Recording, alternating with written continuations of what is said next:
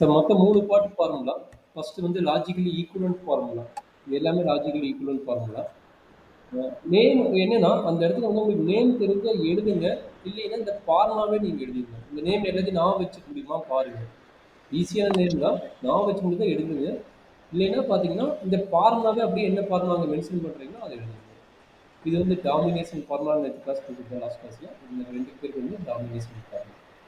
அதே மாதிரி இதுக்கு பேர் வந்து நெகேஷன் ஃபார்முலா. இங்க மிஸ் ஆயிருக்குது. பட் நோட் பண்ணிக்கோங்க. Negation formula. ஆல்ரெடி நான் லாஸ்ட் கிளாஸ் நோட்ஸ்லேயே கொடுத்துட்டேன். இது நெகேஷன் ஃபார்முலா ஒரு நெகேஷன் ஃபார்முலா. சரிங்களா?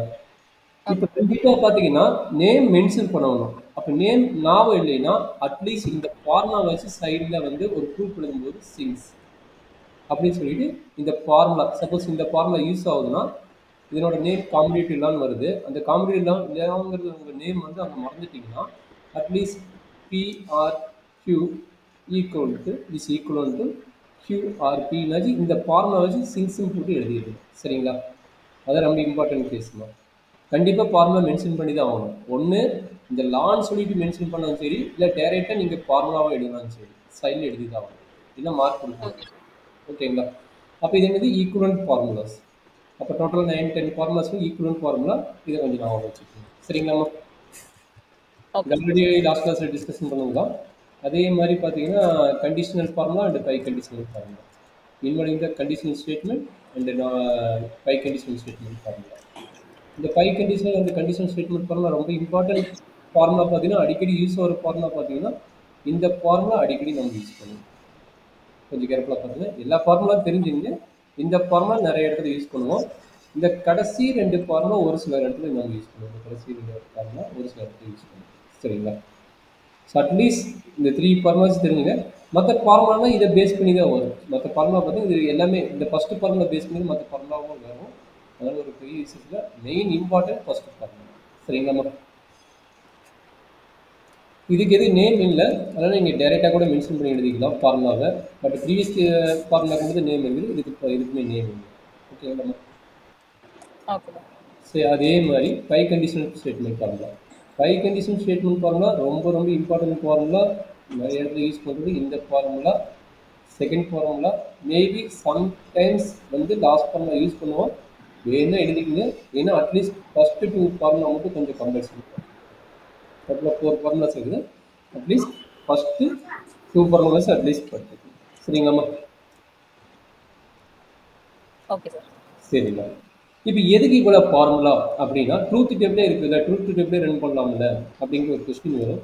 ட்ரூத் டேபிளே எல்லா இடத்துலையும் யூஸ் பண்ண முடியாது. மேபி 2 ஸ்டேட்மெண்ட் பிக்யூங்கிற இடத்துல மட்டும் நம்ம யூஸ் பண்ணால் கொஞ்சம் ஈஸியாக இருக்கும்.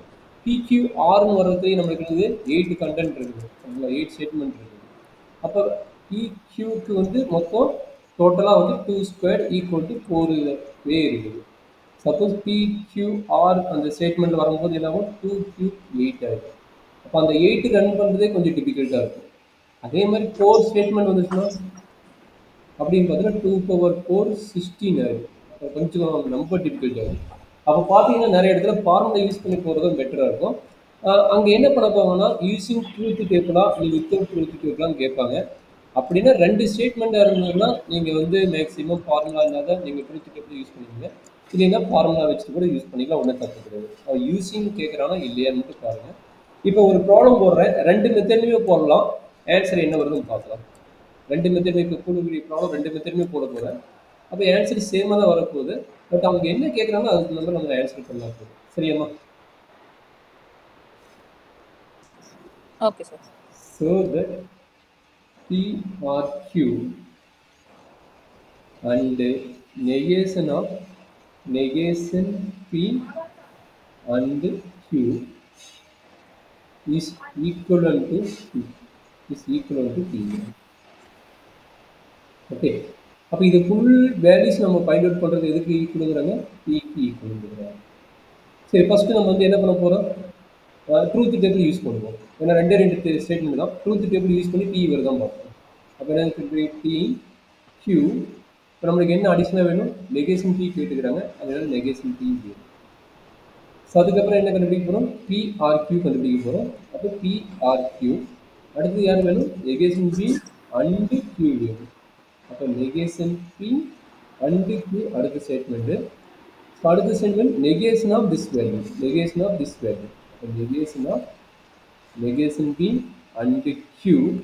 ஸோ ஆல்ரெடி நான் சொன்னது வந்து இதை வந்து நம்ம கொடுத்த ஸ்டேட்மெண்ட் வந்து என்னென்னு எடுத்துக்கோம், ஸ்டேட்மெண்ட்னால இது வந்து நம்ம என்ன எடுத்துக்கோம், எஸ்ன்னு எடுத்துக்கோம். அதாவது எல்ஹெச்எஸ் வேல்யூ என்னென்னு எடுத்துக்கோம், எஸ்ன்னு எடுத்துக்கோம். அந்த கன்க்ளூஷன் வேல்யூ வந்து எஸ்ன்னு எடுத்துக்கோம். இந்த எஸ் யாருக்கு ஈக்குவலாக இருக்கணும், பிக்கு ஈக்குவலாக இருக்கணும். அதை நம்ம ட்ரூத் டேபிள் எப்படி வருதுன்னு பார்ப்போம். இப்போ என்ன பண்ண போகிறோம், டி டி எஃப் எஃப் இங்கே என்ன கிடைக்கும், டி எஃப் டி எஃப். இப்போ நெகேஷன் பி என்னமா வரும், negation B false FFTT sir. FFTT. PRQ. PRQ னா கடைசி மட்டும் false இருக்கு, மற்றது எல்லாமே true இருக்கும். அப்போ true கரெக்டாமா. அடுத்தது negation B, negation B and Q. negation B and Q னா இவங்க ரெண்டு பேரும் மிக்ஸ் பண்றாங்க. இவங்க ரெண்டு பேரும் மிக்ஸ் பண்ணி என்ன and போட்டு மிக்ஸ் பண்றாங்க. True tends to false.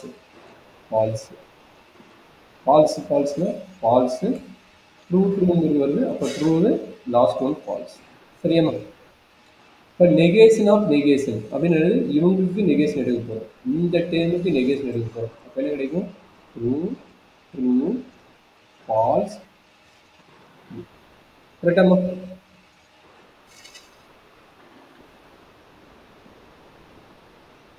இப்போ இதுக்கு ரெண்டுக்கு நடுவில் என்ன இருக்குது, அண்டு இருக்குது. சரிங்களா. இப்போ யாரா இருக்கு, இவங்களுக்கும் இவங்களுக்கும் அண்டு ஸ்டேட்மெண்ட். ஸோ ரெண்டுமே ட்ரூ வந்தா ட்ரூ சார். ஆமாம். அப்போ true true true true true true true false false false true false. அப்போ நம்மளோட பி பாருங்க, பியோட வேல்யூ என்ன, true false true false false. எஸ்ஸோட ஸ்டேட்மெண்ட் பாருங்க, ரெண்டு ஈக்குவலாக, ரெண்டுமே ஈக்குவல் தானே. அப்போ எல்ஹெச்எஸ் ஈக்குவல் டு ஆர்ஹெச்எஸ். அப்போ இவன் ஃபுல்லாக சேர்ந்தது எல்ஹெச்எஸ், இவன் வந்து ஆர்ஹெச்எஸ்ஸாக, சரி இவன் தான் எல்ஹெச்எஸ். அப்போ இவன் வந்து எல்ஹெச்எஸ்ஸாக இருக்கும்போது பி வந்து கிடைக்குது. அப்போ இவன் வந்து ஆர்ஹெச்எஸ். கரெக்டாமா. அப்போ ரெண்டுமே சேம் ட்ரூ. யூஸிங் ட்ரூத் டேபிளில் இது வந்து ப்ரூவ் ஆயிடுச்சு. கரெக்டுங்களா. அப்போ ஸோ தட் காமனாக கேட்டாங்கன்னா நீ ட்ரூத் டேபிளும் போடலாம், ஃபார்முலா மெத்தடும் போடலாம். ஸோ இவ்வளோ ஸ்டெப் போகிறதுக்கு ஏன் ஃபார்முலா யூஸ் பண்ணுறோம் இப்போ பாருங்கள். இந்த 2 டைம்னால நம்மளுக்கு truth table easy, formula method கொஞ்சம் லென்த்தாக போகிற மாதிரி இருக்கும். சரி பார்ப்போம். இப்போ நம்ம இதே ப்ராப்ளம் வந்து ஃபார்முலா மெத்தட் போகிறோம், மெத்தட் டு ஃபார்முலா மெத்தட். இப்போ இந்த ப்ராப்ளத்தை எப்படி ஃபார்முலா மெத்தட் எப்படி சால்வ் பண்ணுவோம் பார்க்கலாமா. Formula method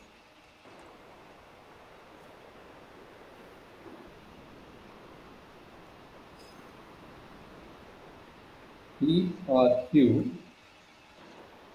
and negation of negation P and Q equivalent to, இப்போ என்ன எடுக்க போகிறோம், எல்ஹெச்எஸ் தனியாக எடுக்க போகிறோம். ஸோ எல்ஹெச்எஸ் தனியாக எடுத்துட்டு ஒவ்வொரு ஸ்டெப்பாக ஒவ்வொரு ஃபார்முலா மென்ஷன் பண்ணி எடுக்கணும். இப்போ என்னாச்சு, PRQ and negation of negation P and Q. So இது வந்து என்னது, கிவன். இது வந்து கிவன் எடுத்துக்கீங்க. ஈக்குவலன்ட் போடுறது வேணும். அடுத்த ஸ்டெப் வந்து ஈக்குவலன்ட். இப்போ என்ன பண்ண போகிறோம், இதனால் அண்டர்ஸ்டாண்ட் பண்ணிங்க. நெகேஷன் வருது, வெளியே ஒரு நெகேஷன் இருக்குது. அப்போ இந்த நெகேஷன் வந்து உள்ளே கொண்டு போகிறோம். அப்போ உள்ளே கொண்டு போகிற நெகேஷன் ஃபார்முலா யாருன்னு கேட்டால் டிமார்கன் தான். அப்போ அந்த ஃபார்முலா சீட்டில் போய் பாருங்கள், டிமார்கன்லாம் என்ன சொல்லுதுன்னு பாருங்கள். இதை மெமரி பண்ணி தான் நம்ம டேரெக்டாக போடலாம். சரிங்களா. இங்கே பார்த்தீங்கன்னா டிமார்கன்லாம் லாஸ்ட்டாக சொல்லிக்கிறாங்க. இதை நம்ம டிமார்கன்லாம் சொல்லணும். உள்ளே வந்து அண்டு சிம்பிள் இருந்தால் ஆர் சிம்பிள் ஆகும், ஆர் சிம்பிள் இருந்தால் அண்டு சிம்பிள் ஆகும். இது வந்து இங்கே அண்டு சிம்பிள் இருக்குது ஆர் ஆயிடுச்சு, இங்கே ஆர் சிம்பிள் இருக்குது இங்கே அண்டு ஆயிடுச்சு. அப்போ நெகேஷன் வந்து இன்டர்சேஞ்ச் ஆகும். அப்போ நெகேஷன் ஆஃப் நெகேஷன் உங்களுக்கு ஃபார்முலா இருக்குங்களா. சப்போஸ் ஆல்ரெடி ஒரு நெகேஷன் இருந்ததுன்னா அது நெகேஷன் உள்ளே போகும்போது நார்மல் ஸ்டேட்மெண்ட். ஸோ இந்த ஃபார்முலா ரெண்டு மட்டும் நான் வச்சுக்கோங்க. இப்போ நம்ம கிவன் த ப்ராப்ளத்தை நம்ம ஈஸியாக சால்வ் பண்ண முடியும். சரி, இப்போ பாருங்க, டிமார்க்கெல்லாம் அப்ளை பண்ணுங்க. இப்போ டிமார்க்கெல்லாம் அப்ளை பண்ணால் ஃபஸ்ட்டு டைம் நம்ம இப்போதைக்கு எதுவும் பண்ணலை, நம்ம ஃபஸ்ட்டு டைம் அப்படியே தான் இருக்க போகுது. அண்டு இந்த நெகேஷன் உள்ளே போகும்போது என்ன ஆகும் சொல்லுவோம், டிமார்க்கெல்லாம் அப்ளை பண்ணும்போது negation of negation B or negation Q. சரியாம்மா. என்ன ரீசன், இங்கே டிமார்க்கல் லான் எழுத முடிஞ்ச எழுதுங்க. சப்போஸ் ஞாபகம் இருந்தால், டிமார்க்கல் லா ஞாபகம் இல்லை, அந்த நேம் ஞாபகம் இல்லைன்னா நீங்கள் அஸ்பர் ஃபார்முலா எழுதிடுங்க. அதாவது நெகேஷன் ஆஃப், இங்கே என்ன அண்டு இருக்குதா, negation of P and Q is equivalent to negation P or negation Q. இந்த மாதிரி ஃபார்முலா எழுதுனா போதுமா? எய்தர் டிமார்கன் லா எழுதுங்க ஆர் ஃபார்முலா எழுதுங்க. ரெண்டுல ஏதோ ஒன்று எழுதுனா போதும். சரிங்களா? Okay sir. சரி, அடுத்த ஸ்டெப் என்ன ஆகும் சொல்லுங்க. P or Q and negation of negation negation P ஆயிடும் சார். அப்போ P or negation P. P or negation. Negation. இது ஃபார்முலா டைரக்டா நெகேஷன் ஃபார்முலா சொல்லலாம், இல்லை நெகேஷன் ஆஃப் நெகேஷன் பி வந்து பி எழுதணும். ஒவ்வொரு ஸ்டெப்புக்கு ஃபார்முலா மென்ஷன் பண்ணிடுவாங்க. அதுதான் இங்கே வெரி இம்பார்ட்டன்ட். இங்கே ஃபார்முலா தான் ஆன்சர் எழுதுனா மார்க் கொடுக்க மாட்டாங்க. கொஞ்சம் கேர்ஃபுல்லாக பார்த்துக்கோங்க. Okay sir. சரி சார். இப்போ இங்கே என்ன நடக்குது? இதுக்கப்புறம் என்ன பண்ணலாம் அப்படின்னா, இங்கே பாருங்க, இது ஒரே ஸ்டேட்மெண்ட் எஸ் மாதிரி நான் வச்சுருந்தேன். இங்கே அண்டு இங்கே ஆர் இருக்குது. அப்போ ரெண்டு ஆப்ரேட்டர் ஃபுல்லாக ஒரு எஸ் நான் மாதிரி நான் வச்சுருக்கேன். ஃபுல் ஸ்டேட்மெண்ட் ஒரு ஸ்டேட்மெண்ட் மாதிரி நான் வச்சுருந்தேன். இங்கே அண்ட் ஆப்ரேட்டர் இங்கே ஆர் ஆப்ரேட்டர் இருக்குது. அண்ட் ஆப்ரேட்டர் ஆர் ஆப்ரேட்டர் ஒரே ஸ்டேட்மெண்ட் வந்ததுன்னா நம்ம என்ன யூஸ் பண்ணுவோம்? டிஸ்ட்ரிபியூட் லா யூஸ் பண்ணுவோம். டிஸ்ட்ரிபியூட் லா. ஸோ அப்படியே இங்கே டிஸ்ட்ரிபியூட் லா அப்படின்னா என்ன ஆகும்? இந்த value in and this value. சரிங்களா? இந்த வேல்யூ அண்டு திஸ் வேல்யூ, அடுத்து இந்த வேல்யூ அண்டு திஸ் வேல்யூ. அது வரும். எப்படி எழுதுறோம் பார்த்தீங்க, P or Q, P or Q and இங்கே என்னது பி இருக்குது அண்டு பி. சரிங்களா? And P. ஸோ அடுத்து என்ன கிடைக்கும்? பி ஆர் கியூ அண்டு பின்னு வருதா? ஸோ அடுத்து என்ன கிடைக்கும்? அதே சேம் ஐடியா. பிட்வீன் என்ன கிடைக்குமா? பிட்வீன் ஆர் தான் இருக்குது இந்த சிம்பிள். பிட்வீன் ஆர் சிம்பிள், இந்த symbol or. B or Q and negation. எப்படி எழுதுங்க? P or Q and negation. So இது என்னெல்லாம் டிஸ்ட்ரிபியூட்டிவ் லா. நேம் எழுதுங்க, இந்த ஃபார்முலா எழுதுங்க. Okay. P or Q and R is equal to P or Q. இங்கே and இருக்குதா? சரி, அண்டுன்னு வச்சுக்கோங்க. இங்கே அண்டு இருக்குது, இங்கே ஆறு இருக்குது. உள்ள வந்து ஆறு இருக்குது, உள்ள வந்து ஆறு இருக்குது. ஆனால் மாற்றிக்கிறேன். P and q or B or q. Formula எழுதலாம் சரி, இல்லை டிஸ்ட்ரிபியூட்டிவ் லான்னு எழுதலாம் சரி.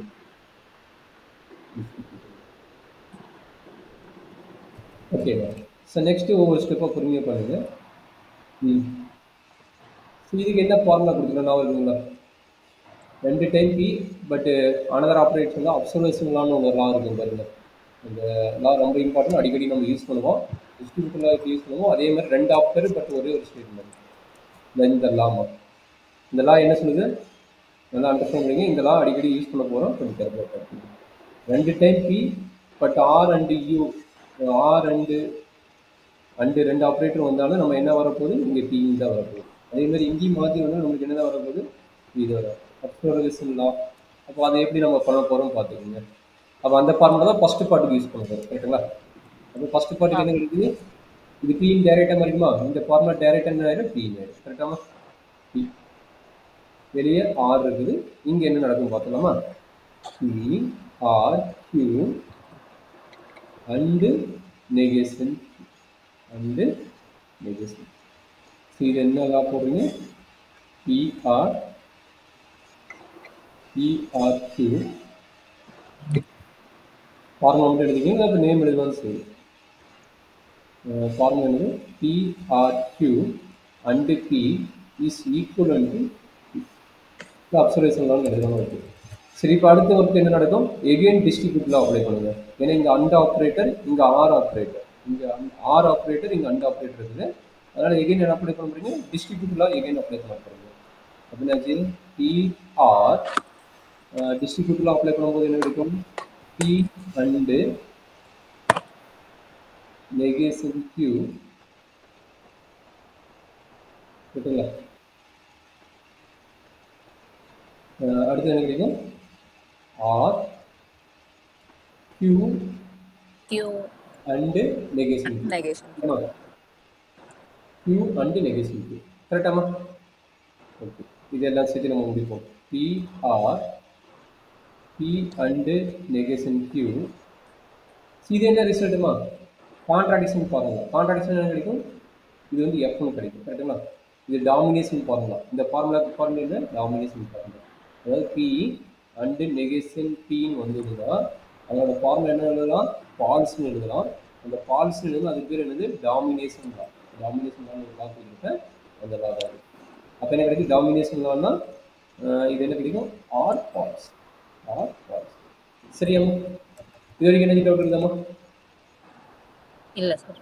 ஓகே. அப்போ என்னாச்சு பிஆர் இங்கே என்ன கிடைக்குது இதுக்கு என்ன ஐடென்டிட்டான்னு ஒரு லா கொடுத்துருக்கோம் பாருங்க. ஐடென்டிட்டா என்ன சொல்லலாம் p or F is equal to p and p and true is equal to p. இந்த லாக் பேர் ஐடென்டி லா. அப்போ ஐடென்டி லாங்கிறது யாரு இங்கே பிங்கிறது வந்து இதுதான் பி. அப்போ டைரக்டாக என்ன கிடைக்கும் பி கிடைக்கும். அப்போ பி அண்டு நெகேஷன் கியூ எதனாலனா இந்த ஃபார்ம் அப்ளை பண்ணுறேன். எதனால ரீசன் வந்து ஃபால்ஸோட யூனியன் வந்து அதாவது ஆர்னு வந்துன்னா என்ன ஸ்டேட்மெண்ட் இருக்குதோ அந்த ஸ்டேட்மெண்ட் நம்ம அப்ளை பண்ணிக்கலாம். ஓகேங்களாம்மா? Okay. Again same formula p or p and negation கியூன்னு வந்தால் இங்கே அப்ளை பண்ண பார்த்தீங்கன்னா இந்த ஃபார்முலா மேலே இங்கே அப்ளை பண்ண பார்த்தியா அப்சர்வேஷன் லான்னு. அப்போ இந்த லா எகைன் வருது. அப்போ டைரெக்டாக இந்த ரிசல்ட் என்னென்னு எழுதலாம் 2 டைம் பி வருது. ஆப்ரேட்டர் பண்ண டிஃப்ரெண்ட் ஆப்ரேட்டர் வருது. 2 டைம் பி வருது பட் ஆப்ரேட்டர் டிஃப்ரெண்ட் ஆப்ரேட்டர் வருது. அதனால் இந்த லா வந்து என்ன டைரெக்டாக எழுதிக்கலாம் பின்னு எழுதிக்கலாம். ரீசன் வந்து அப்சர்வேஷன் லா என்ன சொல்கிறாங்க பி ஆர் பி அண்டு கியூன்னு வருதுன்னா இஸ் ஈக்குவல் டு பின்னு எழுதலாம். இந்த திஸ் அப்சர்வேஷன். அப்போ இது என்ன கிடைச்சிச்சு ஆர்ஹெச்எஸ் கிடைச்சிச்சு. therefore உடனே p or q and negation of negation P and Q is equal to K step.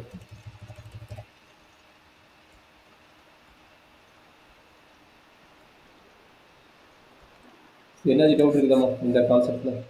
Both formula மெத்தடும் போட்டாச்சு அண்டு